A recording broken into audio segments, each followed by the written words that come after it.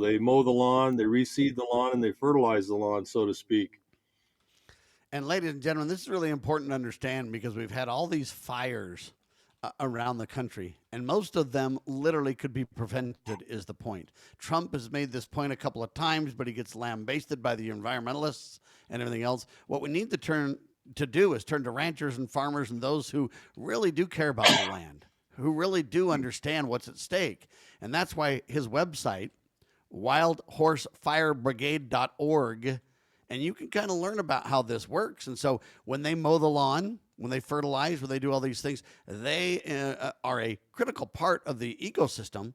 And it's important to understand that if we could let them thin that out, mow the lawn, so to speak, we could reduce or I wouldn't say eliminate, but we could reduce significantly the amount of the fires that occur and how bad they are, right, William?